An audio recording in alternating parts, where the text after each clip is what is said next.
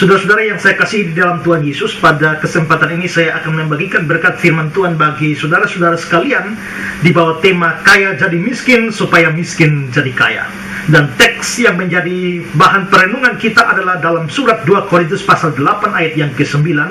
Sekali lagi 2 Korintus 8 ayat 9 yang bunyinya demikian. Karena kamu telah mengenal kasih karunia Tuhan kita Yesus Kristus, bahwa Dia yang oleh karena kamu menjadi miskin sekalipun Dia kaya, supaya kamu menjadi kaya oleh karena kemiskinannya. Saudara-saudara yang terkasih, saat ini kita berada pada minggu-minggu menjelang perayaan Natal, dan tema kita sekarang adalah kaya jadi miskin supaya miskin jadi kaya. Dan tema ini secara khusus diambil dari ayat yang ke-9 dari satu konteks pembacaan mulai dari 2 Korintus pasal 8 mulai ayat yang pertama. Nah, memang saudara, konteks ayat ini bicara tidak secara khusus tentang Kristus. Pada bagian ini Paulus sementara berbicara tentang pelayanan kasih, tetapi di dalam konteks pembicaraan tentang pelayanan kasih ini, Paulus lalu menyinggung suatu kristologi yang dalam sekali, yakni bahwa Kristus menjadi miskin supaya kita menjadi kaya. Nah, terkait dengan tema ini, saya ingin membicarakan 3 hal tentang hal ini. Yang pertama, saudara, Yesus dikatakan tadinya kaya. Yesus tadinya kaya. Ayat 9 secara eksplisit itu mengatakan demikian. Karena kamu telah mengenal kasih karunia Tuhan kita Yesus Kristus, bahwa Dia yang oleh karena kamu menjadi miskin sekalipun Ia kaya. Ada kata-kata Ia kaya. Saudara, jadi jelas eksplisit dikatakan Yesus tadinya kaya. Nah, lalu ini memunculkan pertanyaan bagi kita, kapankah Yesus pernah kaya? Kalau kita membaca Alkitab, sejak peristiwa kelahiran hingga kematiannya, kita tidak jumpai satu indikasi pun bahwa Yesus itu adalah orang kaya. Bahkan saudara, justru kita akan bertemu dengan banyak fakta atau indikasi bahwa Dia adalah orang miskin. Misalnya, di dalam Lukas pasal 9 ayat yang ke-58, di sana dikatakan, serigala mempunyai liang, burung mempunyai sarang, tapi anak manusia tidak mempunyai tempat meletakkan kepala. Berarti Yesus mengatakan Dia tidak punya tempat meletakkan kepalanya.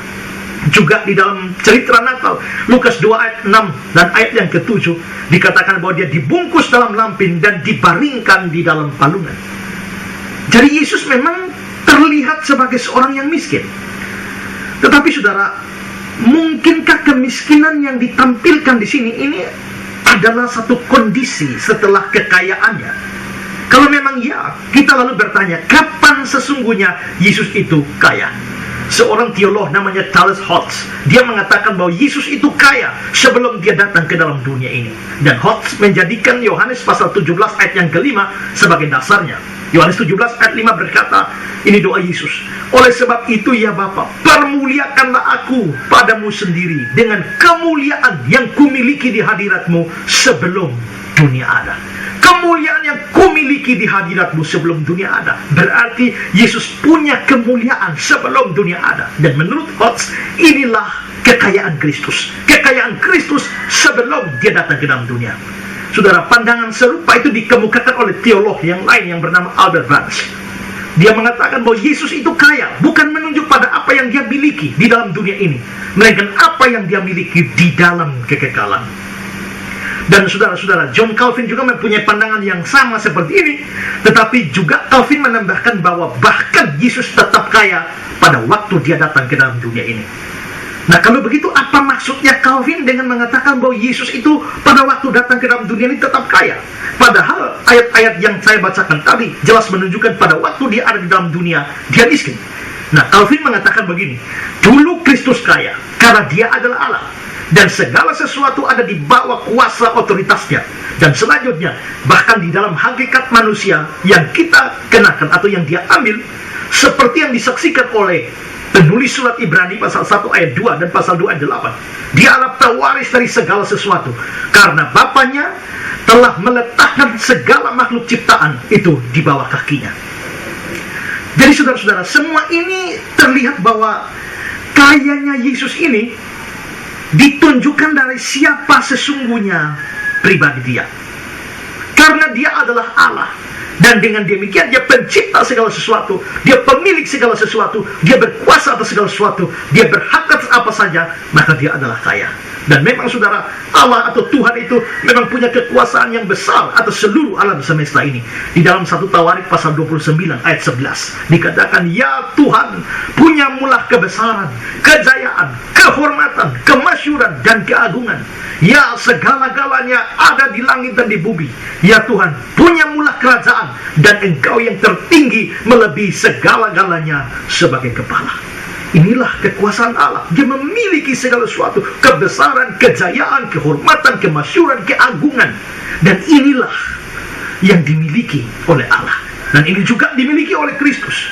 Di dalam Mazmur pasal yang ke-89 ayat 9 hingga ayat yang ke-15 dikatakan, ya Tuhan Allah semesta alam, siapakah seperti Engkau? Engkau kuat, ya Tuhan, kesetiaanmu ada di sekelilingmu. Lalu ayat yang ke-10, Engkaulah yang memerintah kecongkakan laut. Pada waktu naik gelombang-gelombangnya, Engkau yang meredakannya.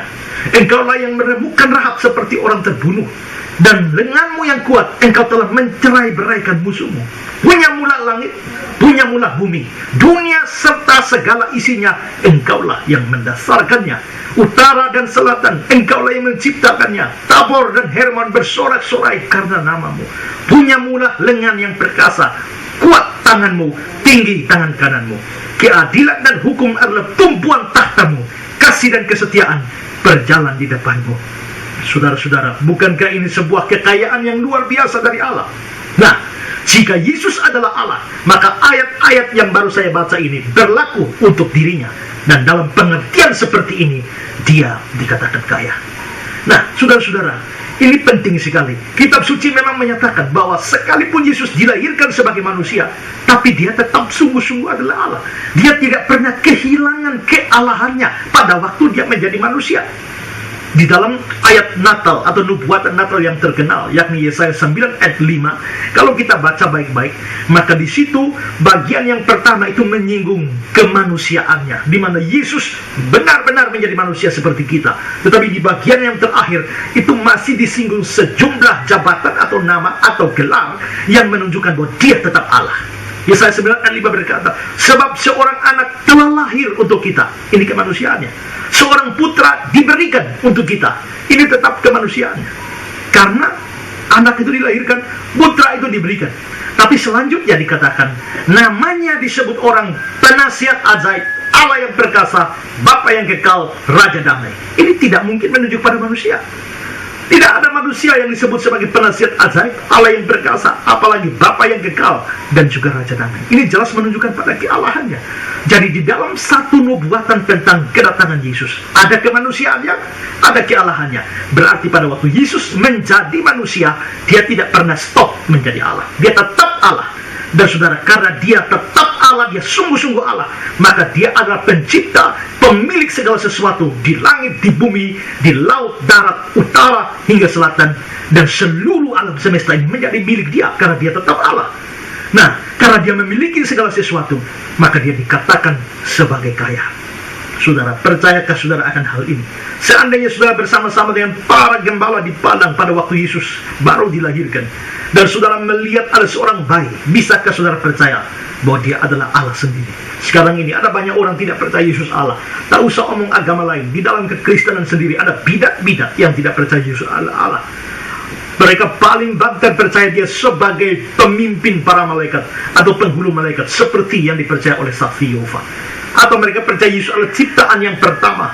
Tetapi saudara, Alkitab dengan jelas bicara kepada kita bahwa Yesus adalah Allah. Karena dia adalah Allah, dan karena Allah memiliki segala sesuatu, maka Allah pasti kaya.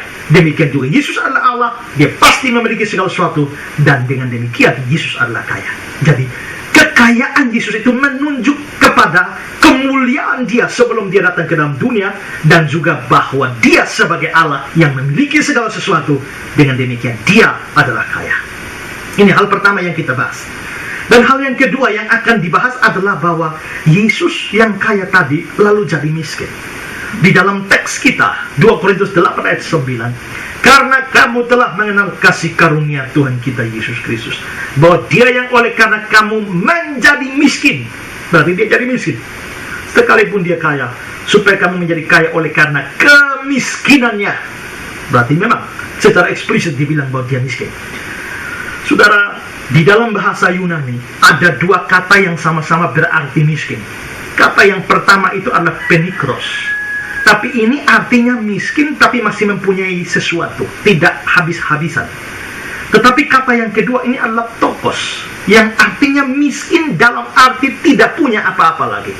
Di dalam cerita Lukas pasal 16 tentang orang kaya dan Lazarus yang miskin itu dipakai kata miskin di sana, dipakai kata tokos. Itu berarti bahwa memang Lazarus miskin melarat, tidak punya apa-apa lagi. Nah, di dalam 2 Korintus 8 ayat 9, kata miskin dalam teks kita ini bukan memakai kata penikros, tapi dia memakai kata tokos. Itu berarti Yesus tadinya kaya, dia lalu menjadi miskin. Tapi bukan sekedar miskin biasa, tapi dia miskin sampai tidak punya apa-apa lagi. Di dalam Alkitab bahasa Jawa, saudara ya, ayat ini, kata miskin di sini itu menggunakan kata melarat, yang lalu menurunkan bahasa Indonesia melarat. Jadi boleh dikatakan bahwa Yesus Kristus yang tadinya kaya secara luar biasa, lalu menjadi melarat. Nah, saudara-saudara, kapan Yesus jadi melarat? Kapan Yesus jadi miskin? Charles Horst mengatakan bahwa dia menjadi miskin bukan menunjukkan pada apa yang Tuhan kita lakukan pada waktu dia ada di bumi, tapi pada apa yang dia lakukan pada waktu dia datang ke dalam dunia ini. Jadi maksudnya adalah bukan pada waktu dia ada di bumi dia melarat, tidak, tapi maksudnya adalah pada waktu dia turun dari surga datang ke dalam dunia, itu dia mengalami suatu kemiskinan yang luar biasa. Bukan dia menjadi miskin pada saat di dalam dunia ini dia kaya tiba-tiba jatuh bangkrut, bukan itu maksudnya. Tapi pada waktu dia turun dari surga datang ke dalam dunia yang kita sebut sebagai Natal, pada waktu itulah dia mengalami kemiskinan yang luar biasa. Tapi saudara, Yesus menjadi miskin ini dalam arti apa? Seorang penafsir namanya Matthew Henry berkata, demi engkau dia menjadi miskin. Bukan hanya dia menjadi manusia bagi kita, tapi dia menjadi miskin juga. Dia dilahirkan dalam keadaan miskin, hidup dalam kehidupan yang miskin, dan mati dalam keadaan miskin. Ayat-ayat yang menunjukkan bahwa dia memang miskin, seperti tadi sudah saya sebutkan, Lukas 9 ayat 58, anak manusia tidak punya tempat meletakkan kepalanya. Tapi juga Lukas 2 ayat 67, dia dibungkus dengan lapin, dibaringkan di dalam palungan. Tapi ada ayat yang lain, saudara, yang menunjukkan bahwa Yesus itu hidup miskin bersama orang tuanya. Di dalam Lukas 2 ayat yang ke-21 sampai 24, itu menceritakan tentang Yesus yang setelah genap 8 hari itu dia disunat oleh orang tuanya. Dan lalu saudara, dikatakan bahwa orang tuanya memberikan persembahan, secara khusus ayat yang ke-24, dan untuk mempersembahkan korban menurut apa yang difirmankan oleh hukum Taurat Tuhan, yaitu sepasang burung tekukur dan 2 ekor anak burung merpati. Berarti orang tua Yesus ini memberikan persembahan sepasang burung tekukur dan 2 ekor anak merpati. Saudara, seharusnya persembahan yang diberikan itu adalah seekor domba dan seekor burung merpati atau burung tekukur. Tapi mengapa di dalam ayat yang ke-24 itu dikatakan bahwa yang dipersembahkan oleh orang tua Yesus itu adalah burung tekukur, sepasang burung tekukur dan sepasang merpati? Alasannya ada pada Imamat pasal yang ke-12 ayat 6 hingga ayat yang ke-8. Di sana dikatakan ayat 6, bila sudah genap hari-hari pentahirannya, maka untuk anak-anak laki-laki atau anak perempuan haruslah dibawanya seekor domba berumur setahun sebagai korban bakaran, dan seekor anak burung merpati atau burung tekukur. Jadi yang mesti diberikan adalah seekor domba, lalu seekor merpati atau tekukur. Lalu ayat 8-nya berkata, tetapi jikalau dia tidak mampu menyediakan seekor kambing atau domba, kalau tidak mampu, miskin mungkin, maka haruslah dia mengambil 2 ekor burung tekukur atau 2 ekor anak merpati, yang seekor sebagai korban bakaran, yang seekor lagi sebagai korban penghapus dosa, dan seterusnya. Jadi saudara-saudara, kalau orangnya tidak mampu memberikan domba, maka dia diatur oleh hukum Taurat untuk memberikan sepasang merpati dan sepasang tekukur. Nah, di sini kita bisa lihat di dalam Lukas pasal yang kedua ayat yang ke-24 tadi, orang tua Yesus itu memberikan persembahan sepasang burung tekukur dan 2 ekor anak burung merpati. Mengapa demikian? Itu karena mereka tidak mampu memberikan domba. Berarti mereka ini hidup di dalam keadaan miskin, sehingga tidak sanggup untuk memberikan domba. Nah, jikalau orang tua Yesus itu begitu miskin sampai tidak bisa memberikan persembahan domba, dan hanya burung merpati atau burung tegukur, itu berarti juga bahwa Yesus yang hidup bersama-sama dengan orang tua juga berada dalam keadaan miskin. Jadi Yesus memang di dalam dunia hidup miskin. Satu hal yang perlu dicamkan adalah bahwa Yesus menjadi miskin di dalam dunia bukan karena dia kehilangan sifat-sifatnya sebagai Allah, tapi karena dia memilih untuk tidak menggunakan sifat-sifatnya itu yang dapat membuat dia hidupnya menjadi lebih enak. Tadi saya bilang, waktu dia jadi manusia, dia tetap jadi Allah, tapi dia tidak mempergunakan sifat-sifat kealahan untuk membuat hidupnya enak. Tidak, dia justru dengan rela hati tidak mempergunakannya, sehingga dia lalu akhirnya menjadi hidup menderita atau hidup miskin di dalam dunia. Jadi Yesus bukan miskin dari kepemilikan sifat-sifat ilahi, melainkan dari penggunaan sifat-sifat ilahi. Jadi saudara, jangan pernah lupakan bahwa sekalipun dia miskin, dia tetap kaya karena dia sebagai Allah. Dia miskin karena dia tidak mempergunakan sifat-sifat kealahannya, tetapi dia tetap kaya karena apa? Karena dia tetap adalah Allah. Sekalipun pada waktu Natal dia menjadi manusia yang rendah dan hina, tapi dia adalah Allah sendiri. Yesus Kristus setelah inkarnasi adalah sungguh-sungguh Allah dan sungguh-sungguh manusia. Dia menjadi miskin saat inkarnasi, dan selanjutnya puncak dari kemiskinannya adalah pada waktu dia naik di atas kayu salib. Di dalam salah satu buku tafsiran, The Bible Exposition Commentary of the New Testament, dijelaskan di sana pengalaman puncaknya tentang kemiskinannya adalah pada waktu dia dibuat menjadi dosa bagi kita di atas kayu salib. Neraka adalah kemiskinan kekal, dan pada waktu di atas kayu salib, Yesus Kristus menjadi yang termiskin dari orang miskin. Saudara, ini memang merupakan tujuan inkarnasi, tujuan Natal, tujuan kelahiran Yesus sebagai seorang manusia.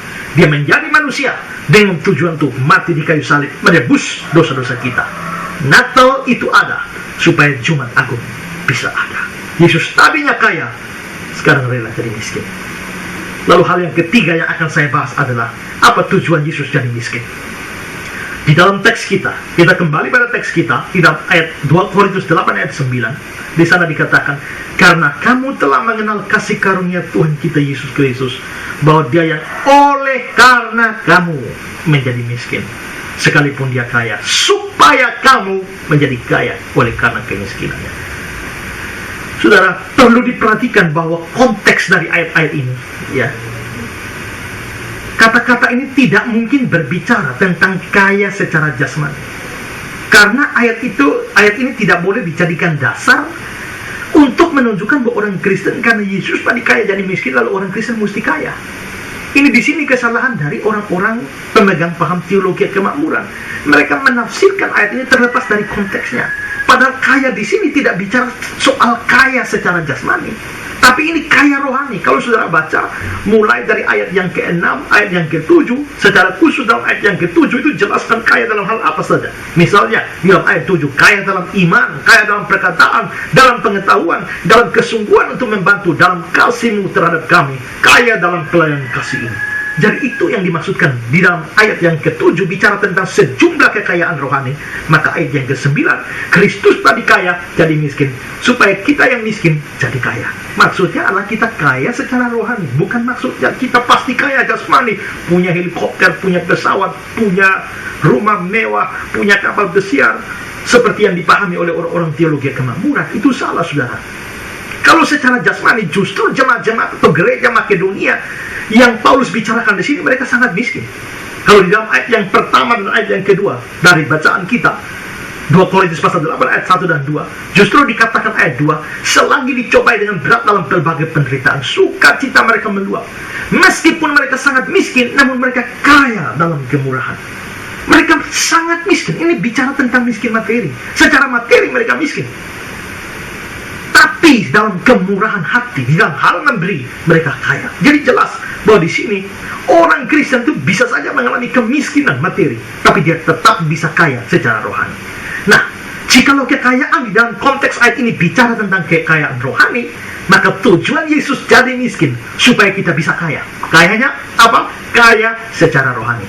Dan ini menunjukkan, saudara, secara implisit menunjukkan bahwa dulunya kita semua ini adalah miskin secara rohani. Jadi tidak peduli berapa kaya kita, tidak peduli kita adalah konglomerat, tidak peduli berapa miliar pun uang yang kita miliki. Tapi secara rohani kita semua sangat miskin. Secara rohani kita melarat di hadapan Tuhan. Secara rohani kita ini tidak ada apa-apanya di hadapan Tuhan. Seandainya Yesus tidak pernah jadi miskin karena kita tidak akan pernah dibuat menjadi kaya, dan akan selama-lamanya tetap miskin.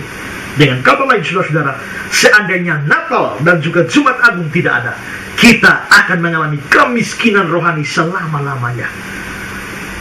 Teolog Charles Hodge, dia mengatakan, kalau dia tidak tunduk pada semua perendahan dari inkarnasi dan kematiannya, kita harus selama-lamanya tetap miskin, melarat, dan dari semua kekudusan, kebahagiaan, dan kemuliaan. Saudara-saudara, jangan sepelekan keadaan miskin secara rohani ini. Kalau saudara berkata, tidak apa-apa, tidak jadi soal saya jadi miskin rohani, itu sama dengan saudara mau berkata, tidak apa-apa untuk menjadi orang kaya yang bodoh dalam cerita Alkitab. Tidak apa-apa untuk menjadi orang kaya di dalam cerita Lazarus dan orang kaya itu, yang pada akhirnya binasa di dalam neraka. Saudara-saudara, bahwa Yesus menjadi miskin supaya kita menjadi kaya, itu juga berarti bahwa sekarang ini kita bisa kaya secara rohani. John Calvin berkata, ketika ia dilemparkan ke dalam sebuah kandang dan diletakkan dalam sebuah palungan, dan tempat penginapan menolak dia di antara manusia, itu adalah supaya surga bisa terbuka bagi kita, bukan sebagai penginapan sementara, tapi sebagai negeri warisan kekal kita, dan supaya malaikat-malaikat bisa menerima kita di dalam tempat tinggal mereka. Saudara-saudara, saudara rindukan kekayaan seperti itu? Saudara mau memiliki kekayaan seperti itu, diterima seperti itu?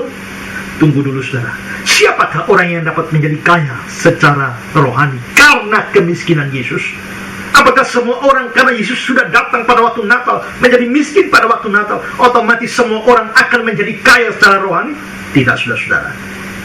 Di dalam teks kita 2 Korintus 8 ayat 9, kalimat pertamanya berkata, karena kamu telah mengenal kasih karunia Tuhan kita Yesus Kristus. Kamu telah mengenal kasih karunia Tuhan kita Yesus Kristus.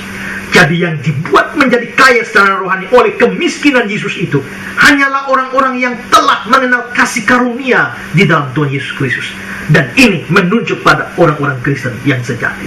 Semua orang yang tidak percaya, semua orang non-Kristen, apakah dia kafir total atau dia orang Kristen KTP, adalah orang yang miskin secara rohani.